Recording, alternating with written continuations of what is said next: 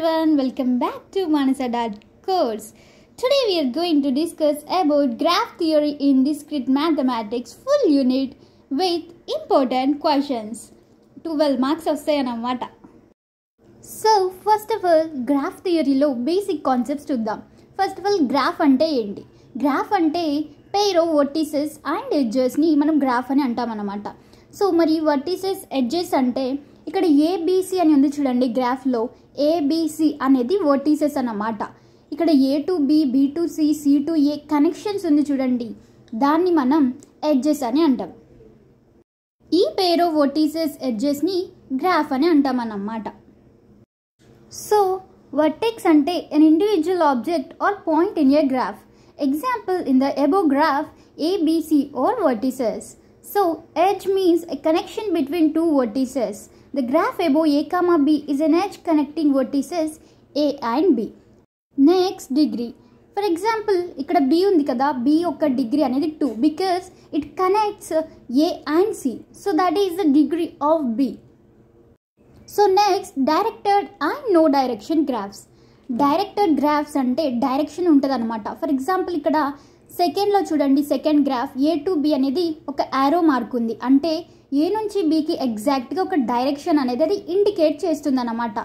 In case ఒకవేళ అన్డైరెక్షన్ గ్రాఫ్లో అయితే ఏ నుంచి బీకైనా వెళ్ళొచ్చు, బీ నుంచి ఏకైనా వెళ్ళొచ్చు. ఎందుకంటే there is no specific direction, అంటే అందులో స్పెసిఫిక్గా యారో మార్క్తోని మనకి డైరెక్షన్ అనేది ఇండికేట్ చేయలేదు, కాబట్టి అది undirected graph.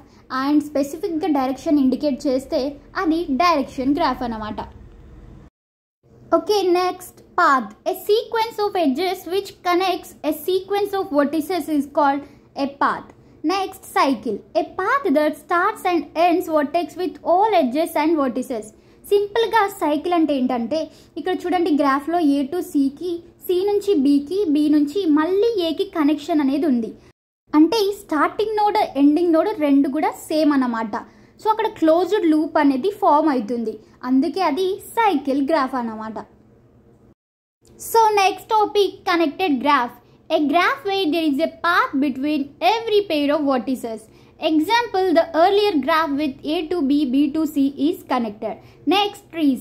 A connected graph with no cycles. అంటే సైకిల్స్ ఫామ్ అవ్వకపోతే దాన్ని మనం ట్రీస్ అని కన్సిడర్ చేస్తాం. సైకిల్ అంటే ఏందో మనం ఆల్రెడీ చూసాం, అంటే starting node and ending node అనేది రెండు సేమ్ ఉంటే అది సైకిల్లా ఫామ్ అవుతుంది. ఆ సైకిల్స్ లేకపోతే దాన్ని మనం ట్రీ అని అంటాం సింపుల్గా. Next sub graph. A graph formed from a subset of the vertices and edges of another graph.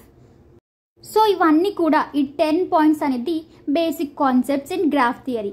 So next topic sub graph. A sub graph is a graph formed from a subset of the vertices and edges of another graph. సింపుల్గా చెప్పాలంటే first of all ఒక G అనే గ్రాఫ్లో ABCD అని ఉందనుకోండి vertices. Next sub graph హెచ్లో ఏమున్నాయి, A, B, C.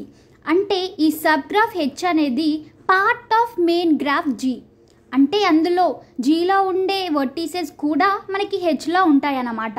ఒక simple టర్మ్లో చెప్పాలంటే for example full of cake ఉందనుకోండి, అందులో నుంచి ఒక కేక్ పీస్ కట్ చేసినాం అనుకోండి, అప్పుడు ఏమవుతుంది, ఆ cake piece subset of the full cake కదా. ఇక్కడ కూడా సేమ్ అంతే, హెచ్ అనే గ్రాఫ్ అనేది subgraph of main graph of G, అంతే సింపుల్గా. Okay, next topic graph isomorphism. Two graphs are isomorphic if they look the same structurally even if the names of the vertices are different. అసలు isomorphism అంటే ఏందో meaning మనకు అర్థం కావాలి, అప్పుడే ఆ గ్రాఫ్స్ అనేది ఐసోమార్ఫికా కాదా అని మనం ఐడెంటిఫై చేయగలుగుతాం.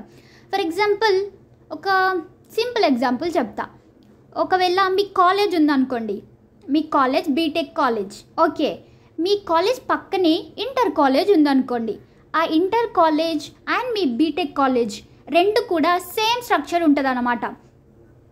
I mean number of floors. మీది కూడా ఒక 5 ఫ్లోర్స్ అనుకుందాం, ఆ ఇంటర్ కాలేజ్ కూడా 5 ఫ్లోర్స్, కలర్స్ కూడా సేమ్, డిజైన్ కూడా సేమ్, రెండు same to same.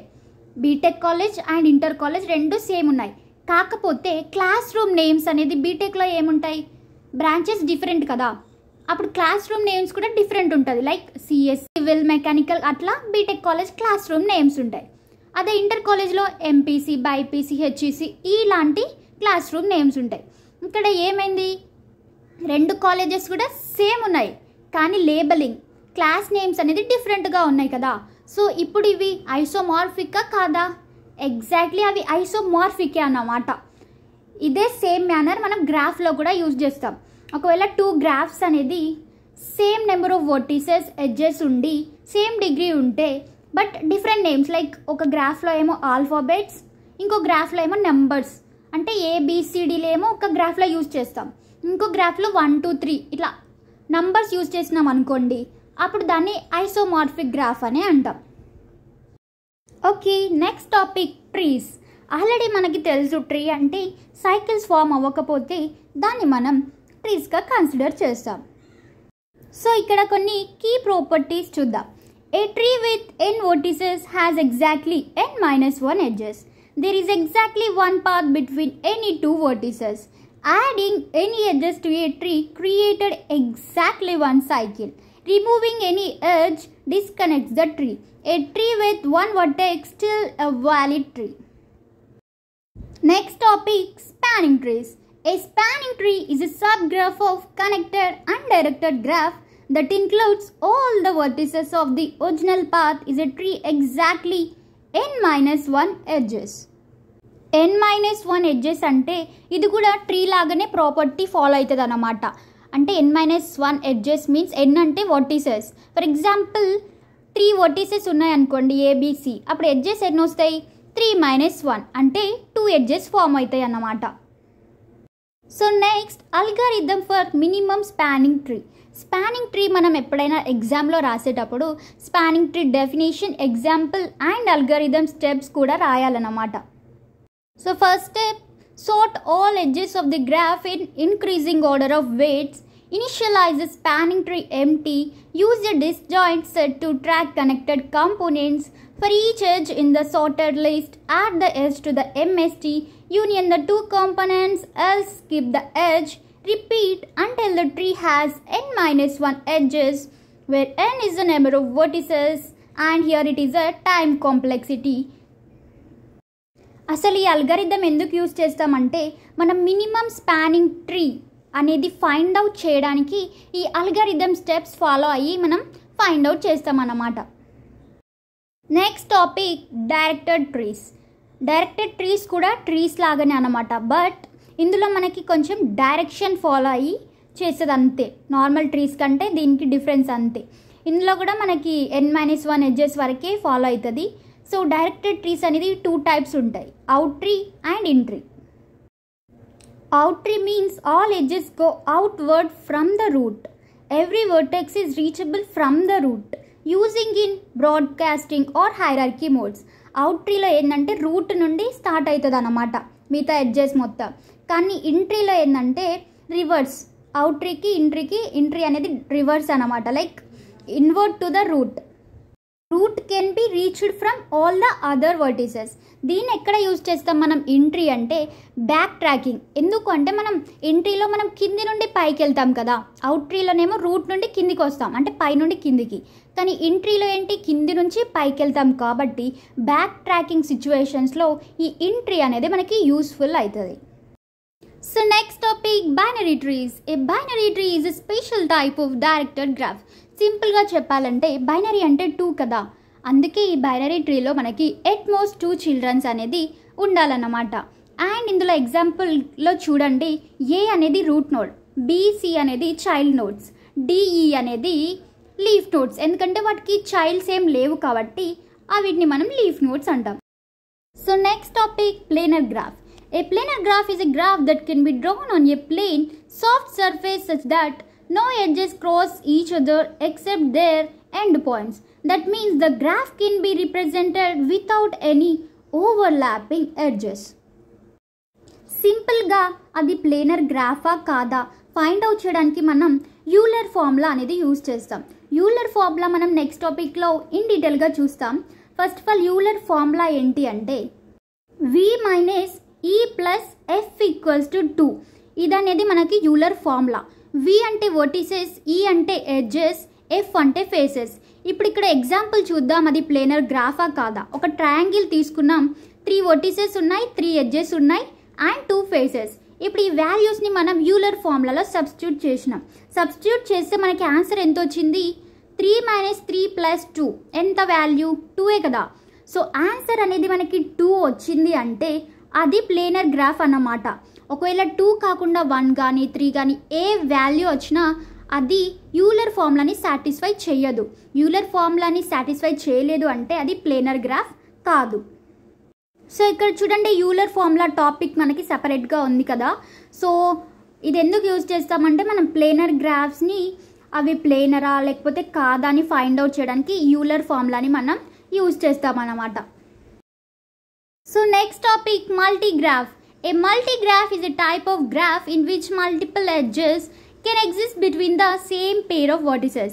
Simple example చెప్పాలంటే రోడ్ ట్రాన్స్పోర్టేషన్లో మనకి ట్రాన్స్పోర్టేషన్స్ అనేది డిఫరెంట్ టైప్స్గా ఉంటాయి. ఐ మీన్ రోడ్ ఒకటి ఉంటుంది ట్రాన్స్పోర్టేషన్స్లో, రైల్వేస్ ఒక ట్రాన్స్పోర్టేషన్, ఫ్లైట్స్ ఒక ట్రాన్స్పోర్టేషన్. ఇక్కడ డిఫరెంట్ ఆఫ్ ట్రాన్స్పోర్టేషన్స్ అనేది డిఫరెంట్ ఆఫ్ సిటీస్కి మనకి అక్కరవుతుంది కదా. అట్లనే ఇక్కడ కూడా సేమ్, సిటీస్ అంటే వర్టిసెస్ అనుకోండి, ఆ కనెక్షన్స్ ఏదైతే ఉందో అది ఎడ్జెస్. సో ఇక్కడ మల్టిపుల్ కనెక్షన్స్ ఫామ్ అయినప్పుడు మల్టీగ్రాఫ్స్ అనేది మనం యూజ్ చేస్తాం. So next topic Euler circuit. Euler circuit అంటే ఏం లేదు, సింపుల్గా చెప్పాలంటే అంటే ఎవ్రీ ఎడ్జ్ అనేది ఒక్కసారైనా విజిట్ అవ్వాలన్నమాట. ప్లస్ మళ్ళీ రిటర్నింగ్లో కూడా సేమ్ స్టార్టింగ్ వర్టెక్స్ దగ్గరికి వచ్చి ఉండాలి. ప్లస్ డిగ్రీస్ కూడా ఈవెన్లో సేమ్ ఉండాలన్నమాట. అప్పుడే దాన్ని మనం యూలర్ సర్క్యూట్ అంటాం. ఇన్ కేస్ డిగ్రీస్ అనేది డిఫరెంట్గా ఉన్నా plus starting vertex and ending vertex same లేకపోయినా అది non Euler circuit. So next topic Hamiltonian graph.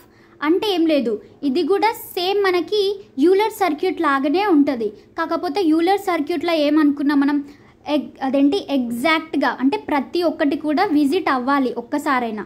కానీ హామిల్టన్లో అట్లా కాదు, ఒక్కసారైనా విజిట్ అవ్వకపోయినా పర్లేదు, బట్ స్టార్టింగ్ ఎండింగ్ అనేది సేమ్ ఉండాలంతే. So next topic chromatic number. Chromatic number అంటే ఏం లేదు, ఫర్ ఎగ్జాంపుల్ ఇక్కడ 3 వర్టిసెస్ ఉన్నాయనుకోండి, ఏబిసి.